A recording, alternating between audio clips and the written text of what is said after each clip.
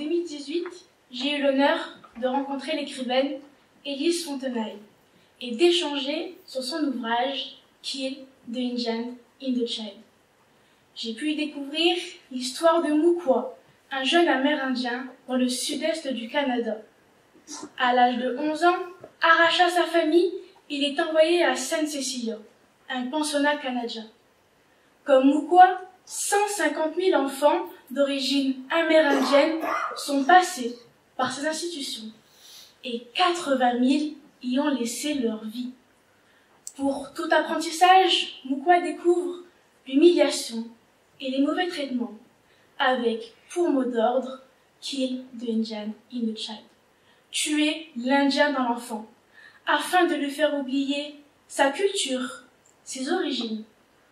Cette rencontre avec cette écrivaine qui a passé 10 ans au Canada à enquêter sur ces atrocités m'a ouvert les yeux sur une histoire que je ne connaissais pas, une histoire taboue, un génocide culturel passé sous silence.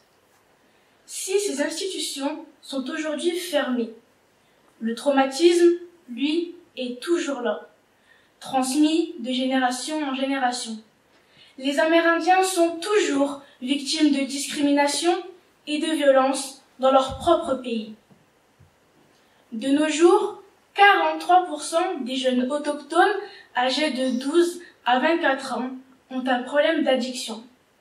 On apprend aussi dans le documentaire de Gwen Lawen Le Gouil, Tuer l'Indien dans le cœur de l'enfant, et diffusé sur Arte en avril 2021, que la police canadienne est complètement gangrénée par le racisme. En effet, 9 cas sur 10 de morts suspectes concernant des personnes autochtones sont classées comme accidentelles, alors que tout porte à croire qu'elles sont d'origine criminelle. La police bâclant les enquêtes ou ignorant certaines preuves. Par ailleurs, on estime à plus de 4 000 le nombre d'Amérindiennes agressées et ou violées ces 30 dernières années par des policiers. Surnommées au Canada les Stolen Sisters, les sœurs volées, leurs plaintes sont systématiquement classées sans suite. Ravagées par le chômage, l'alcoolisme et l'oubli, des centaines d'Indiens du Canada préfèrent mourir. Le taux de suicide dans les collectivités des Premières Nations au Canada est 2 fois supérieur à la moyenne nationale.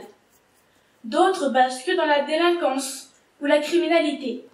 Entre 1997 et 2000, les cas d'homicide au sein de la population autochtone étaient 10 fois plus élevés qu'au sein de la population non autochtone. Selon le Centre canadien de la statistique juridique, les Amérindiens représentent environ 19% des détenus fédéraux, alors qu'ils ne représentent que 3% de la population nationale. Pour certains, ces chiffres aberrants supposent que certaines formes de discrimination existent au sein même du système judiciaire canadien, les Amérindiens étant punis plus sévèrement. Ces chiffres alarmants ne sont que la partie visible de l'iceberg. D'après Beverly Jacobs, président de l'Association canadienne des femmes autochtones, la pauvreté, la violence, la stigmatisation, les discriminations dont sont victimes les communautés autochtones depuis des générations ont eu un effet catastrophique sur ces populations. Pourtant, tous les êtres humains ne naissent-ils pas libres et égaux, en dignité et en droit? Ne doivent-ils pas agir les uns envers les autres dans un esprit de fraternité? Ne sont-ils pas censés être égaux devant la loi et bénéficier d'une égale protection, en particulier contre les discriminations? Mesdames, messieurs, membres du jury, les Amérindiens restent encore aujourd'hui des citoyens canadiens privés de dignité et de reconnaissance. Il est désormais impératif que les autorités gomment les effets catastrophiques du Indian Act et entament des procédures de réparation. Adopté en 1876, l'Indian Act faisait des Amérindiens des citoyens de seconde catégorie. Plus de 2000 réserves sont ainsi créées pour sédentariser ces sauvages, contrôler leur territoire et leurs ressources.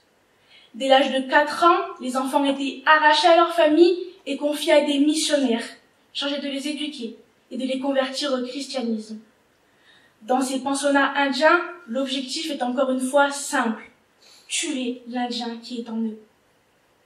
Et pour cela, tout ce qui faisait d'eux des Amérindiens, tout ce qui fondait leur identité, était effacé. Leurs cheveux, symbole de leur histoire, de leur culture, de leurs ancêtres, étaient coupés. Leurs vêtements étaient brûlés. Ils avaient interdiction de parler dans leur langue. Un numéro leur était même attribué. Aux sévices psychologiques s'ajoutent les violences physiques. Utilisation de la chaise électrique, viol, les témoignages sont nombreux et aussi édifiants les uns que les autres. En 1996, le dernier pensionnat indien a fermé ses portes. Pour autant, l'Indian Act, cette loi discriminante, est toujours là et incompatible avec la pleine citoyenneté canadienne. Comme le rappelait un Amérindien à la caméra de Gouin-Lawen-le-Gouy. Nous ne sommes pas libres. Nous sommes toujours prisonniers du Canada. Et ce, jusqu'à ce que la loi soit enlevée et qu'on ne soit plus obligé de vivre dans les réserves. Avec l'arrivée au pouvoir de Justin Trudeau au poste de Premier ministre en 2015, on aurait pu croire à une reconnaissance du génocide culturel et à une réconciliation. Le Premier ministre avait d'ailleurs multiplié les gestes d'ouverture. Un mois après son élection, il avait notamment demandé pardon publiquement. Il a également invité les Canadiens à reconnaître les terribles erreurs du passé.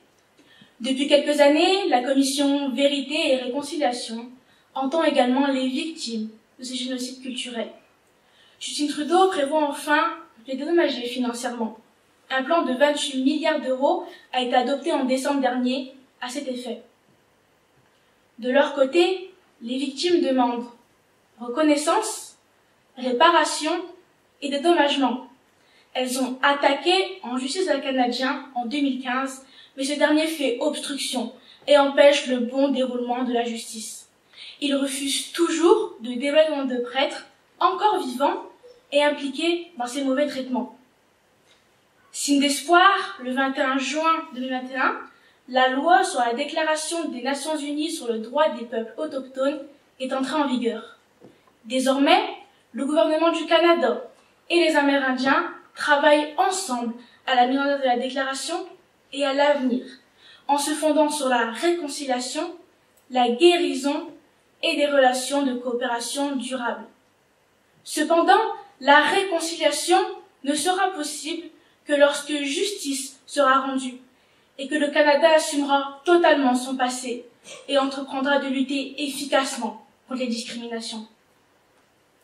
Mesdames, messieurs, membres du jury, si les choses semblent aller dans le bon sens, je vous invite à échanger, à communiquer, de façon à faire en sorte que ces peuples amérindiens ne soient plus les oubliés, les effacés de l'histoire, qu'ils obtiennent enfin justice pour partager demain un avenir commun au sein de la nation canadienne, pour qu'enfin l'Indien qui est en eux puisse renaître. Merci. Merci.